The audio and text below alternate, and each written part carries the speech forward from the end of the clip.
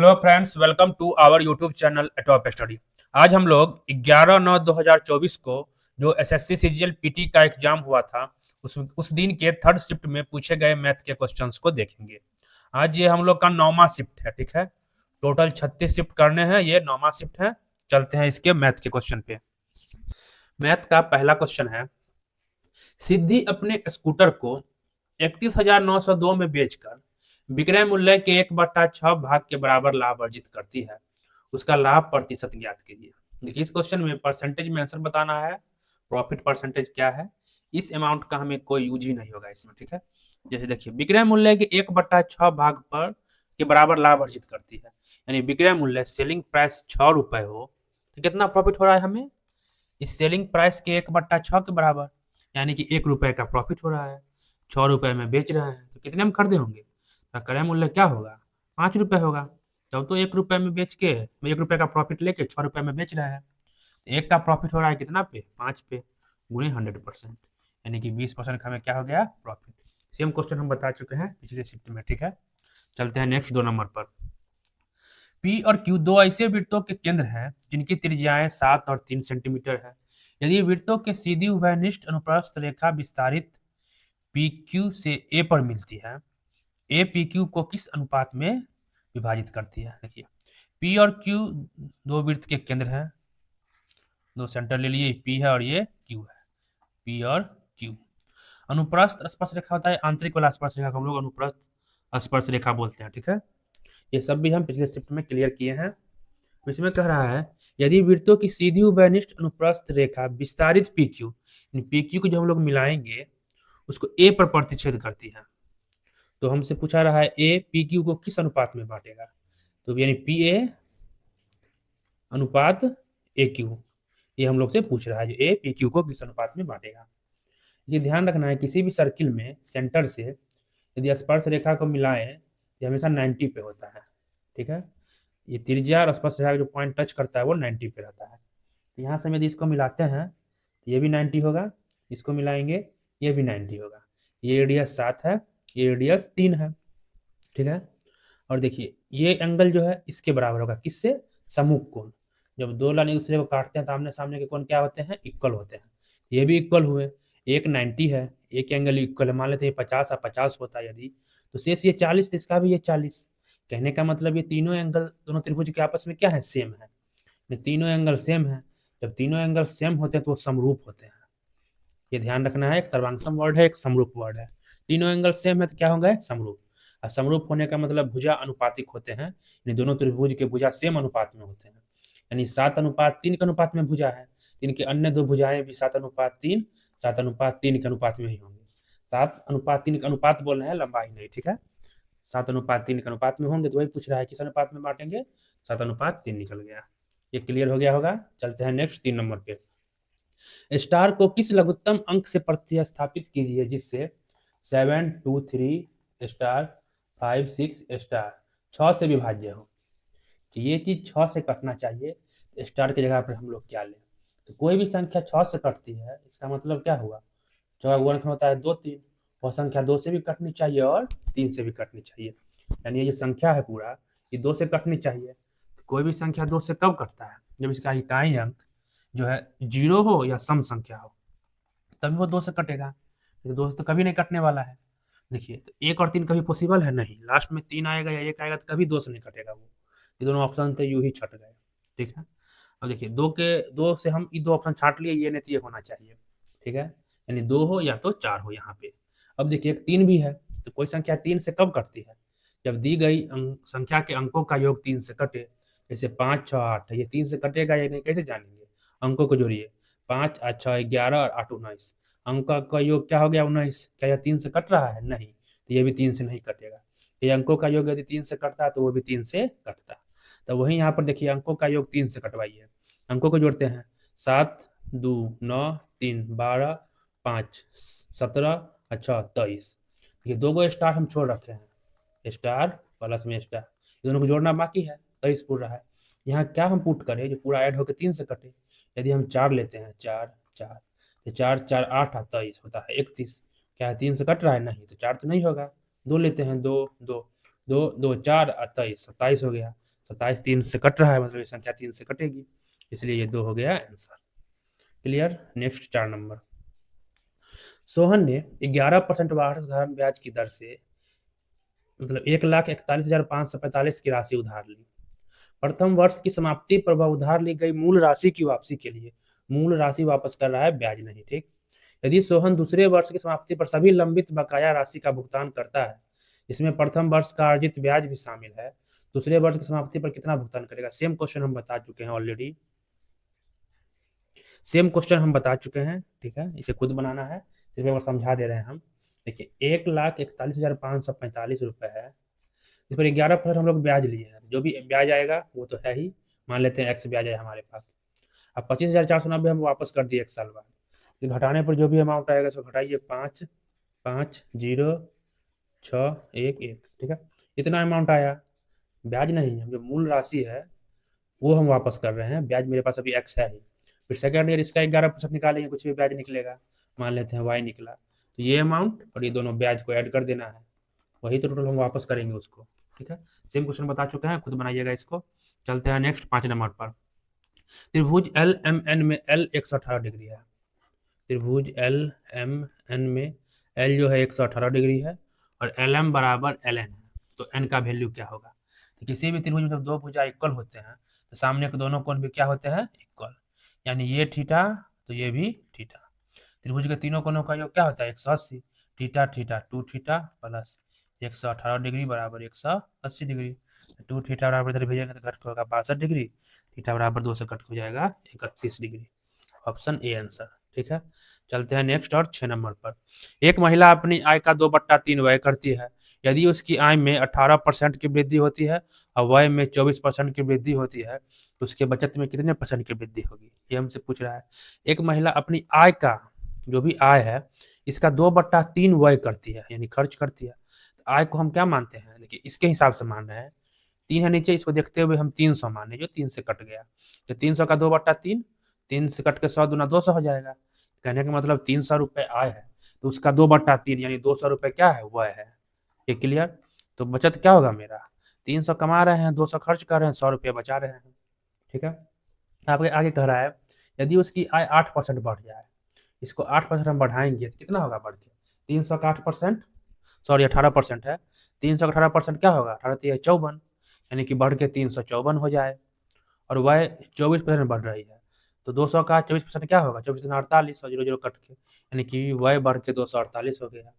मेरा बचत अब क्या होगा? 354 इनकम है, 248 खर्च है, ये माइनस करते हैं तो घट के आ जाएगा 106, यानी 106 अब मेरा बचत है। पहले 100 बचत था, तो कितने की वृद्धि हुई? 6 की, तो 6 जो है 100 का 6 ही % होता है, यानी 6% की हमें बढ़ोतरी हुई है बचत में। चलते हैं नेक्स्ट 7 नंबर पर। त्रिभुज एबीसी में 1/2 कोण ए प्लस कोण बी प्लस कोण सी बराबर 120 डिग्री है। 1/4 कोण ए का वैल्यू पूछ रहा है, क्या होगा? तो किसी भी त्रिभुज के तीनों कोणों का योग क्या होता है? 180 डिग्री, हमेशा ध्यान रखना है।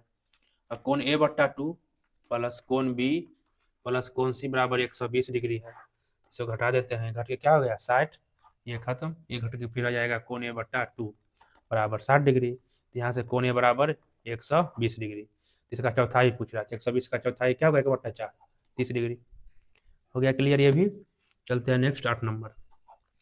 यदि p sine A minus cos A बराबर 1 है, तो P square -1 plus P square into cos A का मान क्या होगा? हमसे पूछ रहा है। देखिए इस तरह का क्वेश्चन आए तो एक हल करते हैं, फॉर्मूला लगा के, वो हल करेंगे थोड़ा लंबा बनेगा, अक्सर क्वेश्चन लंबा बन जाता है। पहले कोशिश करिए पुट करके बनाने का, ठीक है? तो पुट क्या करते हैं, तो कुछ ऐसा पुट करेंगे इसमें कोशिश करते हैं जो p का कुछ वैल्यू आ जाए। ठीक है, जैसे यदि हम साइन 0 लेते हैं, साइन 0 क्या हो जाएगा? ये 0, यहाँ से खेल खत्म, तो p तो कुछ बचा नहीं, तो हम यहाँ पर साइन 90 लेते हैं। तो साइन 90 यानी ए का वैल्यू 90 लेना चाहिए। 0 कहाँ? 0 इसलिए नहीं लिए तो ये यहीं पर खत्म हो जा रहा है, तो हम ए का वैल्यू 90 लिए। साइन 90 क्या होता है? 1, तो p गुने 1 कॉस 90 0 बराबर 1, यहाँ से p बराबर क्या आया? 1, इसमें पुट करिए, p 1 आया है -1 प्लस 1 स्क्वायर, और कॉस 90 ले रहे हैं तो कॉस 90 0, तो 0 गुने ये क्या हो जाएगा? 0, 1 का स्क्वायर 1 घटे 0 यानी 1 हो जाएगा आंसर। इसे इस तरह पुट करके बनाइए, ये सब जल्दी बनेगा, अगर हल करने पर हो जाइएगा तो फिर उतना टाइम नहीं है एग्जाम हॉल में। ठीक है, नेक्स्ट चलते हैं 9 नंबर पे। 5 वर्षों में 5 कंपनियों के माल में कुछ आयात लाख के लिए दी गई तालिका पर विचार करें और निम्नलिखित प्रश्न का उत्तर दीजिए। कंपनी के वर्ष हैं और RSTU भी 5 कंपनियां हैं। ठीक है, कह रहा है यदि वर्ष 2013 में सभी कंपनियों का 13 में इन सभी कंपनियों का कुल निर्यात 300 है, 300 हम भेजे हैं, और 13 में सभी कंपनियों का कुल लाभ या हानि ज्ञात करिए क्या होगा। लाभ जो है निर्यात घट्टे आयात है। निर्यात हम 300 का किए हैं, ये पूरा आयात का टेबल दे रखा है। 2013 में कितना आयात किए वो पता करते हैं, तो लाभ या हानि क्या होगा निकाल सकते हैं। निर्यात हमें 300 पता है ही, आयात पता करके रख देना है, लाभ निकल जाएगा। लाभ हो या हानि जो हो जाए, माइनस में गया तो हानि, प्लस में आया तो लाभ। इन सबों को ऐड करिए 13 में, कितना आएगा 60 30 90 70 160 और 90 250 265 आ गया। 265 का हम लोग क्या कर रहे हैं आयात, और 300 का कर रहे हैं निर्यात, यानी कि हमें घट के 35 लाख का क्या हो रहा है प्रॉफिट। बात आ गया समझ में। चलते हैं नेक्स्ट 10 नंबर पर। बोर्ड मास का क्वेश्चन है, खुद बनाइए, कुछ नहीं है इसमें, कैलकुलेट करके मार देना है। नेक्स्ट, एक नाव धारा की विपरीत दिशा में 54 किलोमीटर की दूरी 6 घंटे में तय करती है। यदि धारा की चाल 4.8 किलोमीटर प्रति घंटा है तो नाव को धारा की दिशा में 279 किलोमीटर की दूरी तय करने में कितना समय लगेगा। जब भी नाव धारा की दिशा में चलने का बात, पूरी दिशा में चलने का मतलब हम धारा के रेत के साथ चलेंगे, वही धारा, तो हमारा चाल बढ़ जाएगा। यदि नाव का चाल x है और धारा का चाल y है, यदि हम एक साथ चलते हैं धारा के साथ में, तो चाल क्या होगा ऐड हो जाएगा जब हम साथ चलेंगे धारा के साथ, यानी दिशा में। ठीक है, यदि हम विपरीत चलेंगे धारा के तब क्या होगा, तो हमें रुकावट होगा धारा से, तो चाल क्या होगा घटेगा। नाव के चाल में से धारा की चाल घटा दीजिए, उसी चाल से वो चलेगा। तो जब विपरीत दिशा में चल रही है तो चाल क्या होगा x माइनस वाई। तो 54 की चाल 6 घंटे में, 54 की चाल 6 घंटे में, तो 54 है दूरी, समय बराबर क्या होता है दूरी बट्टा, मतलब चाल बराबर दूरी बट्टा समय, तो दूरी है 54 और समय है 6, यानी 9 किलोमीटर प्रति घंटा क्या है धारा की विपरीत दिशा में चल, यानी x माइनस वाई का वैल्यू। और धारा की चाल है 4.8, यानी धारा की चाल क्या है 4.8। यहाँ अगर हम 4.8 रखते हैं तो x माइनस 4.8 बराबर 9 होना होगा। नाव की चाल क्या होगा 9 प्लस 4.8, यानी कि 13.8 क्या है नाव की चाल है। तब कह रहा है 279 किलोमीटर की दूरी तय करने में कितना समय लगेगा नाव की धारा की दिशा में। जब दिशा में चलेंगे तब मेरा चाल क्या होगा ऐड होगा x प्लस वाई, तो x 13.8 है और y आ गया 4.8, दोनों को ऐड कर दीजिए, 8 8 6 हाथ में 1 18.6 आ गया। ये जो हम धारा के दिशा में चलेंगे तो ये हमारा चाल हुआ। तो कितना समय लगेगा, समय बराबर दूरी बट्टा चाल 18.6, इससे इसमें भरा दीजिए आ जाएगा 15 घंटा। चलते हैं नेक्स्ट 12 नंबर पे। यदि x प्लस 1/9x बराबर 3 है तो इसका वैल्यू बताना है। यहाँ देखिए ये 3x का होल स्क्वायर, ये भी 3x के होल स्क्वायर पर बैठ रहा है, यानी a प्लस 1/a बराबर x प्लस 1/x बराबर ये है, एक्स स्क्वायर प्लस 1/x बराबर क्या होगा ए स्क्वायर माइनस 2। ये बात तो हम बताए हुए हैं, उसी पर आप इसको पैटर्न पर बैठाइए। अगर हम 3x प्लस 1/3x का वैल्यू पता कर ले तो ये हम बता सकते हैं इसी पैटर्न पे। तो यहाँ देखिए ये दे रखा है, दोनों तरफ हम 3 से गुना कर दे इस इक्वेशन में, 3 गुना x क्या होगा 3x, 3 से गुना करके 3 3 9 कट जाएगा 1/3x, यहाँ 3 3 9 हो जाएगा, देखिए बैठ गया। तो ये स्क्वायर बताना है, तो 9 का स्क्वायर 81 घट्टे 2 79। ठीक है, चलते हैं नेक्स्ट 13 नंबर पे। त्रिभुज एबीसी में 2 माध्यिकाएं एडी और बी ही है। माध्यिका क्या होता है किसी भी त्रिभुज में, किसी भी त्रिभुज के शीर्ष से उसके सामने की जो भुजा है ये इसके मिडिल पॉइंट, इस मान लेते हैं ए बी सी भी त्रिभुज है, तो शीर्ष ए से सामने की भुजा बी सी के मिडिल पॉइंट को इस लाइन से हम मिलाएंगे, वही माध्यिका होती है। हमेशा ध्यान रखना है, इसे 2 पार्ट में बांटता है। ठीक है, तो वही एडी माध्यिका है, ए से हम डी पर आगे खींचे, एडी क्या है माध्यिका है, इसे 2 पार्ट में बांटेगी। उसी प्रकार बीई जो है वो भी माध्यिका है, तो बीई को इस तरह खींचे तो बीई भी क्या है माध्यिका है, इसको भी 2 पार्ट में बांट देगी। और ये जी पर समकोण पर प्रतिच्छेद करती है, जी पर काट रही है बट 90 पे काट रही है, ले रखा है समकोण पर प्रतिच्छेद करती है। यदि एडी बराबर 12 है, ये एडी जो है 12 है और ये बीई जो है 9 है, इसे बी की लंबाई पूछ रहा है। तो माध्यिका में ध्यान रखना है, किसी भी त्रिभुज में 3 माध्यिका होंगे, तीनों शीर्ष से हम लोग खींच सकते हैं। एक माध्यिका ऐसे गया, एक माध्यिका ऐसे गया, एक माध्यिका ऐसे आया, तो तीनों जिस पॉइंट पे मिलते हैं वह पॉइंट तीनों माध्यिका को 2:1 के अनुपात में काटती है। यानी जो शीर्ष तरफ है, शीर्ष तरफ से 2 तो 1 होगा, उसी प्रकार ये 2 है तो ये 1 होगा, शीर्ष तरफ 2 होगा, ये 2 होगा और भुजा तरफ 1 होगा, हमेशा 2:1 में काटेगी। यानी एडी जो है, इसको ये जो पॉइंट है जी पर कटता है, किसमें 2:1 में काटेगा, ये 2 तो ये 1, पूरा है कितना 12, तो 2 1 3 का वैल्यू 12, 1 का वैल्यू 4, यानी कि 4 दूना ये 8 होगा, तो 4 इकाई 4 होगा, 2 1 में कट गया। उसी प्रकार बीई 9 है, तो 2 1 3 का वैल्यू 9, 1 का वैल्यू 3, तो 3 दूना ये 6, यह जाएगा 3। बता क्या समझ में? इस तरह हम निकाल लिए इस एजी और इस बीजी का वैल्यू। अब देखिए 90 पर जब काट रहा है तो त्रिभुज ए जी बी, देखिए ए जी बी क्या है, समकोण त्रिभुज बन रहा है। तो 90 के आगे वाला क्या होता है, कर्ण। किसी भी समकोण त्रिभुज में 90 के आगे वाला भुजा क्या होता है, कर्ण। और कर्ण का जो स्क्वायर होता है, ये लंब और आधार के स्क्वायर के योग के बराबर होता है, लंब स्क्वायर जोड़ आधार स्क्वायर। इस प्रकार ये कर्ण है ए बी, ए बी का स्क्वायर क्या होगा, एक 8 का स्क्वायर प्लस एक 6 के स्क्वायर के योग के बराबर।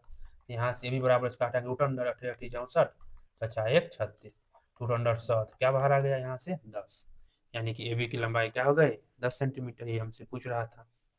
नेक्स्ट चलते हैं 11 नंबर पे, 14 नंबर पे। मध्यानुपाती मतलब 1.21 और 0.09 के मध्यानुपाती और 0.16 और 0.36 के मध्यानुपाती का अनुपात क्या होगा। मध्यानुपाती जब भी पूछेगा दो संख्या देकर, जैसे ए और बी का मध्यानुपाती पूछ रहा है तो रूट अंडर ए बी कर देना है, यानी कि दोनों का गुणा करके वर्गमूल निकाल दीजिए, वही हमेशा मध्यानुपाती होगा। यानी 1.21 और 0.09 का मध्यानुपाती, दोनों को गुणा करके रूट कर दिए। इसी प्रकार इन दोनों का मध्यानुपाती 0.16 गुने 0.36 रूट लगा दिए, दोनों का मध्यानुपाती निकल गया, इस दोनों का अनुपात पूछ रहा था तो बट्टा कर दिए।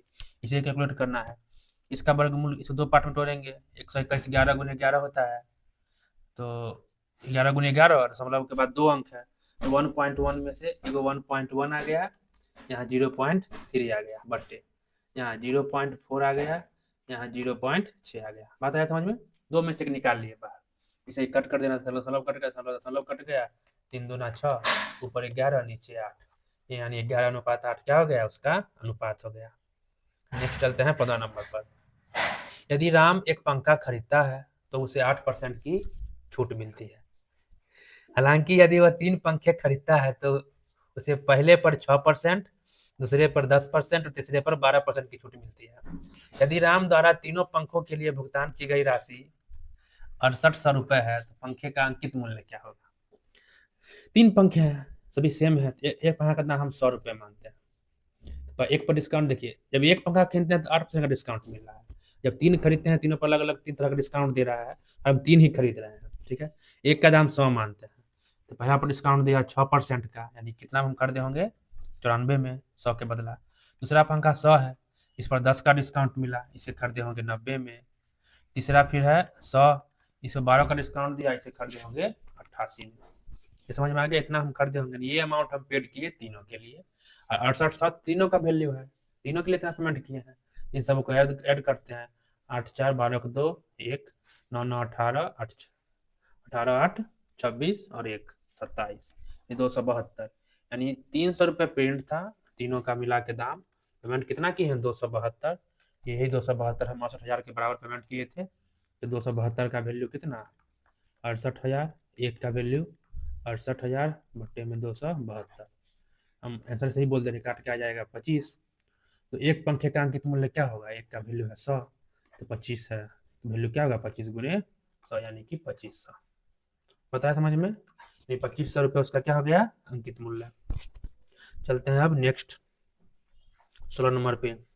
30 छात्रों वाली कक्षा में सभी छात्रों ने टेस्ट दिया, 12 छात्रों का एवरेज 62 है, अब बाकी छात्रों का एवरेज 74 है, तो कक्षा का एवरेज क्या होगा। 12 छात्रों का एवरेज 62 है, तो 12 छात्रों का टोटल योग क्या होगा 12 गुने 62, ये बात समझ में आ रहा है। शेष बचा 18 को छात्र, 30 टोटल, 12 को का ये हुआ, 18 को बचा, इसका एवरेज 74 है, 18 का टोटल योग क्या होगा 18 गुने 74, इन दोनों को ऐड कर दिए, 30 का निकल गया, टोटल 30 से भाग देती है, यही निकल जाएगा पूरा कक्षा का एवरेज। क्लियर, समझ में आ गया होगा। देखिए ये भी सोचिए, 12 छात्रों का एवरेज क्या है 62, इधर शेष 18 छात्रों का एवरेज क्या है 74। हर एक का हम 62 लेके चलते हैं, हर एक का 62 लेंगे तो कितना फालतू हुआ 12, यानी 12 फालतू हो रहा है 18 छात्रों पर, यानी कुल इतना फालतू है। एवरेज सबका क्या मान लिए हम 62, 62 प्लस ही होना है, इतना फालतू है तो इतना फालतू है कितना पे 30 पे, तो निकाल दीजिए यहाँ से 34 18 6 25 12 36 बटा 5 7.2, यानी हर एक के हिस्सा में 7.2 और बढ़ाना है 7.2, 69.2 क्या हो जाएगा एवरेज। ठीक है, चलते हैं next 17 number.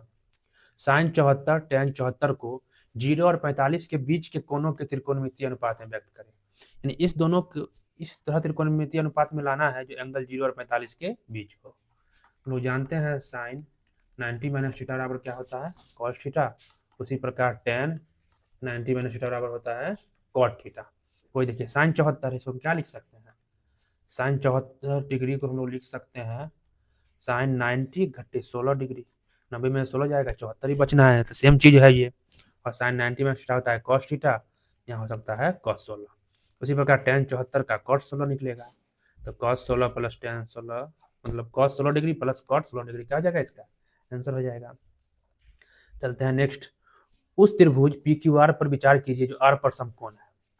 P Q R त्रिभुज है जो आर पर समकोण है, पी क्यू आर है, जिसमें पी क्यू ये 29 है, क्यू आर ये 21 है, और कौन पी क्यू आर इसके बारे में बोल रहा है थीटा है, तो हमसे पूछ रहा है cos square theta minus sine square theta का वैल्यू क्या होगा। ठीक है, देखिए कॉस थीटा क्या होता है आधार बट्टा कर्ण, यहाँ से आधार 21 ही हो गया और कर्ण 29 हो गया, 21 बट्टा 29 का whole square minus sine theta ये क्या होता है लंब बट्टा कर्ण, ये निकालना होगा बट ये करेंगे, ये कैसे निकालेंगे, किसी भी समकोण त्रिभुज में कर्ण का स्क्वायर यानी 29 का स्क्वायर, लंब यानी पी आर ले लेते हैं, पी आर का स्क्वायर बट्टे आधार यानी 21 के स्क्वायर के बराबर होगा, तो 29 का स्क्वायर होता है 841, इधर भेजेंगे 21 का स्क्वायर होता है 441 बराबर पी आर का स्क्वायर घट के आ गया 400 बराबर पी आर का स्क्वायर, तो यहाँ से पी आर बराबर रूट अंडर 400 यानी कि 20 आ गया, इसका वैल्यू क्या हुआ 20, तो फिर साइन थीटा लंब बट्टा कर्ण यानी 20 बट्टा 29 का होल स्क्वायर, तो कैलकुलेट करिए 29 का स्क्वायर 841 नीचे आना है, 21 का 441 20 का 400 घट के 41 हो गया, यानी 41 बट्टे 841 क्या हो गया आंसर। चलते हैं नेक्स्ट। नमन किसी दुकान से 720 रुपए में कुछ सेब खरीदता है, 720 रुपए में कुछ सेब खरीदता है, वह कीमत पर मोल भाव करता है और दुकानदार कीमत पर प्रति सेब 2 की कमी कर देता है। इस कारण नमन पहले खरीदे गए सेब से 4 अधिक सेब खरीदते हैं, यानी पहले x सेब खरीदते थे तब 4 अधिक x प्लस 4 सेब खरीद रहे हैं, जब 2 रुपए प्रति केजी प्रति सेब कम हो गया, तो उसने पहले कितने सेब खरीदे थे, यानी पहले यही x का वैल्यू पहले हम कितने सेब खरीदे थे वो हमसे पूछ रहा है, तो 720 रुपए में x सेब खरीदे, एक सेब की कीमत, तो 720 में x से यदि हम भाग देंगे सेबों की संख्या से, तो एक सेब का कीमत निकल गया 720 बट्टा x। अब देखिए फिर 720 दाम उतना हम 4 सेब अधिक खरीदे, तो ये जो नया कीमत आया इस कीमत से 2 रुपए कम होगा, यानी ये 10 रुपए होगा तो ये क्या होगा 8 होगा, यही तो क्वेश्चन के हिसाब से है, ये 2 रुपए कम होना चाहिए, तो यानी कि इसमें हम 2 ऐड कर दें तो इक्वेशन क्या हो जाएगा बराबर, ये क्लियर। तो इस इक्वेशन का आप हल करिएगा तो x का वैल्यू 36 आ जाएगा, बट इसे हल करिएगा तो थोड़ा टाइम लगेगा, क्वाड्रेटिक इक्वेशन द्विघात समीकरण बनेगा, ऐसा क्वेश्चन को जनरली ऑप्शन से ही पुट करके निकल जाइए। ठीक है, ऑप्शन हमेशा हल्का ही उठाना है, ये भी ध्यान रखना है।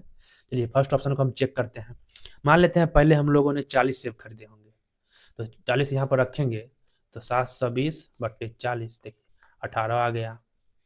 अब देखिए यहाँ पर अगर 40 रखेंगे तो 40 4 44, देखिए पूरा पूरा नहीं काट पाएगा, तो यहीं पर बात खत्म, ये आंसर नहीं होना है। ये 44 रखेंगे x तो पूरा पूरा नहीं काटेगा, ठीक है, यहीं पर इसको भी छाड़ देना। हमेशा ऑप्शन नॉर्मल ही चेक करना, ये भी ध्यान रखना है, जनरली हल्का ऑप्शन आंसर आपको मिलेगा 99%, ये ध्यान रखिएगा।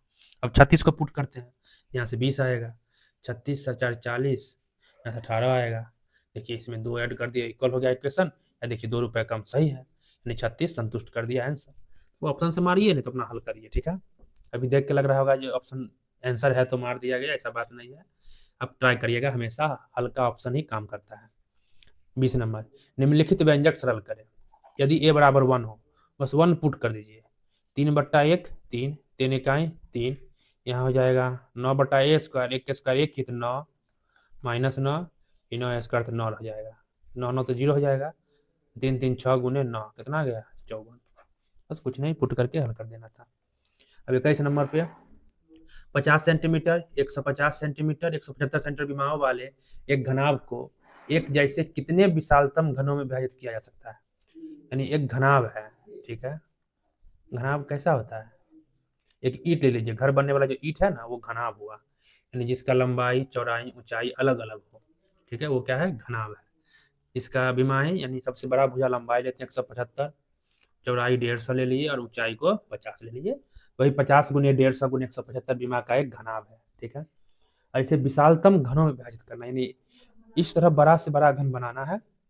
घन क्या होता है, जिसके लंबाई चौड़ाई सब इक्वल हो, लूडो के छक्का जैसे होता है, सब इक्वल, ये 5 तो ये 5 तो ये 5, ये हमसे बोल रहा है जो ही बड़ा से बड़ा घनों में विभाजित करना किया जा सकता है। छोटा घन नहीं लेना है, बड़ा से बड़ा घन में काटना है तो कितने घन इससे निकलेंगे, ठीक है। जब भी इस तरह क्वेश्चन पूछे, देखिए तीनों का एलसीएम लीजिए, तीनों का एलसीएम लेने पे आ जाएगा 25, ठीक है। अब देखिए हम 25 सेंटीमीटर का घन लेते हैं, घन का जो एक वजन लेते हैं 25, तो इसमें कितने घन एडजस्ट होंगे, 25 दूना 50 2। इस तरह क्वेश्चन में क्या करना है, 175 में बीमा दे रखा है तीनों, 150 175 50, तीनों का HCF लीजिए, HCF क्या आ जाएगा 25। इसलिए लेते हैं HCF जो तीनों भुजा को हमें इक्वल बांटने में बने, यानी तीनों को ये काट सके, ठीक है, तो एग्जैक्ट हम लोग निकाल पाएंगे, इसलिए HCF लेते हैं। 25 इसको भी काट रहा है, इसको भी काट रहा है, इसको भी काट रहा है, तो 25 से 50 में भाग देंगे, 2 टुकड़ा यहाँ से घन, एक घन ऐसे निकलेगा, एक घन ऐसे कट के निकलता। उसी प्रकार इसमें भाग देंगे तो 2 टुकड़ा में बटेगा, 150 में भाग देंगे कि 25 छक 150, 6 टुकड़ा यहाँ से कटेगा, और इसमें भाग देंगे तो 7 टुकड़ा ऐसे से कटेगा, गुने 7, तो इन तीनों को मल्टीप्लाई कर दीजिए, उतने घन बनेंगे, टोटल 84 का। अब देखिए उतना टुकड़ा में काटिए, ये 2 टुकड़ा है, इस तरह करके 7 टुकड़ा है, इस तरह 6 टुकड़ा है, समझ रहे हैं बात को, तो ये 2 ये 6 टुकड़ा में 6 दूना 20 कॉलम में 12 गो आ गया, ये पूरा 7 गो है तो बस 84 गो आ गया, इसलिए मल्टीप्लाई किए, टोटल कितने घन बनेंगे 84।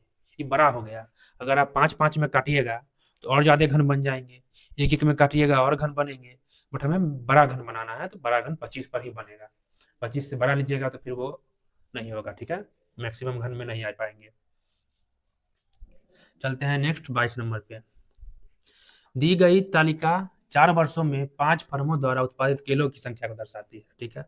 तो वर्ष 2022 में एम फर्म द्वारा उत्पादित दर्जन केलों में और पी फर्म द्वारा उत्पादित दर्जन केलों में संबंध अनुपात क्या होगा, यानी 17,652 का पी फर्म 16,404 से क्या अनुपात होगा, वो हम लोग से पूछा जा रहा है।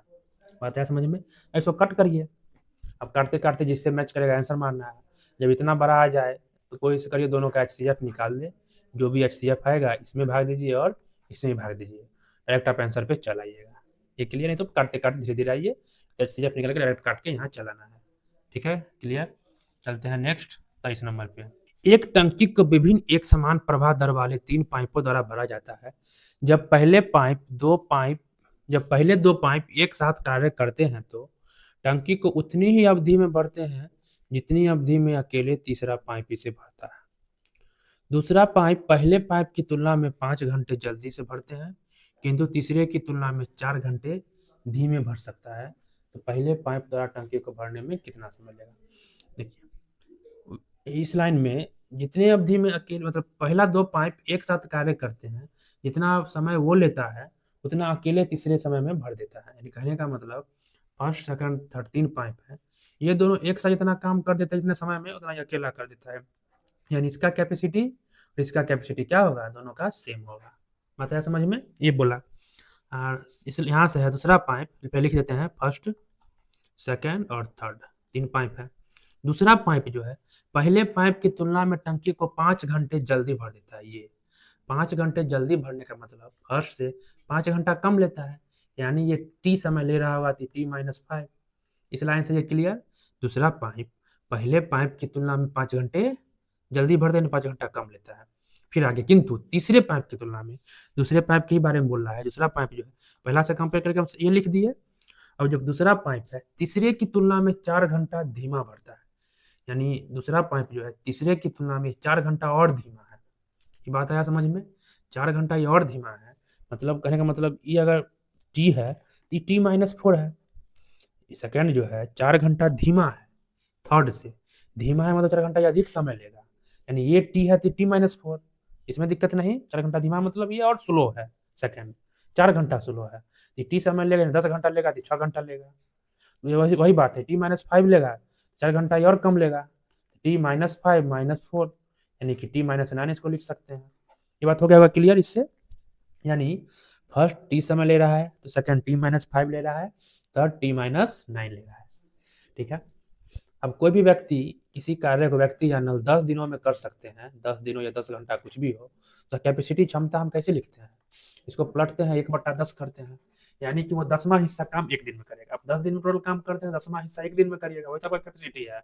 कोई आदमी किसी कार्य को 50 दिन में करते हैं, एक दिन में कितना करेंगे? 1/50, वही तो उसका कैपेसिटी है जो 50वां हिस्सा एक दिन में कर देता है। वही बात है, टी समय में फर्स्ट पाइप भरता है तो 1/T उसका कैपेसिटी, 1/T माइनस 5 सेकंड का कैपेसिटी, और दोनों कैपेसिटी को हम जोड़ दीजिए, दोनों की क्षमता तीसरे के बराबर है T माइनस 9। यही तो बोल रहा था ये लाइन। ठीक है, अब इसे हल करना है, इसको अब हल करिए, तो हल करने पर जाएगा, हार्ड नहीं होगा। दोनों का एलसीएम लेंगे तो T इंटू टी माइनस 5, ऊपर हो जाएगा T माइनस 5 प्लस में T। ठीक है, भिन्न का जोड़ कर रहा है, बराबर 1/T माइनस 9, ऊपर हो गया 2T माइनस 5, ये गुणा में जाएगा T माइनस 9 बराबर, इधर आएगा तो टी स्क्वायर माइनस 5T, गुना करिए 2T गुने T, 2T square minus 5T, 9 दूना minus 18T, minus minus plus 9 बचे 45 बराबर टी स्क्वायर माइनस 5T। ये माइनस में है, ले जाके प्लस में जाकर खत्म हो जाता, ये टी स्क्वायर में से घट के एगो टी स्क्वायर बचेगा, माइनस 18T प्लस 45 बराबर 0। इसे तोड़ने के लिए हम बता चुके हैं ऑलरेडी। ठीक है, फर्स्ट इंटू लास्ट पे तोड़ते हैं, ये दोनों को गुना करते हैं, आप बीच में इस तरह लिखते हैं कि जोड़ने घटाने पर यही आए, उस तरह लोग बता रखे हैं हल करने के लिए। तो यहाँ वो क्लियर देखिए के ही लग रहा है, 15 × 45 टूटने वाला है, 15T और 3T में, तो टी का वैल्यू यहाँ से 15 आने वाला है और 3 आने वाला है। 3 पॉसिबल नहीं होगा, काहे कि फर्स्ट यदि 3 घंटे में करेंगे तो -2 आ जा रहा है, जिस तरह माने हैं उस हिसाब से, तो टी 3 तो पॉसिबल होगा नहीं, टी क्या होंगे 15 घंटे, यानी पहला पाइप 15 घंटा में उस टंकी को भर देगा। चलते हैं 24 नंबर पर। सलोनी की मासिक आय विभिन्न मदों में व्यय के प्रतिशत विवरण को तालिका में दिया गया है। उसकी मासिक आय में जो भी खर्च करता है उसका परसेंटेज दे रखा है, इसका अध्ययन करें और निम्नलिखित प्रश्नों के उत्तर दीजिए। यदि सलोनी की मासिक आय 75,000 है तो किराए और शिक्षा पर कितना धन खर्च करती है? किराए और शिक्षा पर 30, 25, 55, तो 75,000 का 55% निकाल देना है, वही उसका आंसर, इतना ही खर्च हो रहा है। ठीक है, नेक्स्ट 24 नंबर पे यहाँ दी गई तालिका, इस तालिका ही गायब है, इसका तो कुछ होना ही नहीं है। ठीक है, वीडियो अच्छा लगे तो वीडियो को लाइक करें, चैनल को सब्सक्राइब करें और अपने दोस्तों के बीच शेयर करें। इसी प्रकार नेक्स्ट शिफ्ट में पूछे गए मैथ के क्वेश्चंस की वीडियो के साथ आएंगे फिर। Thank you for watching.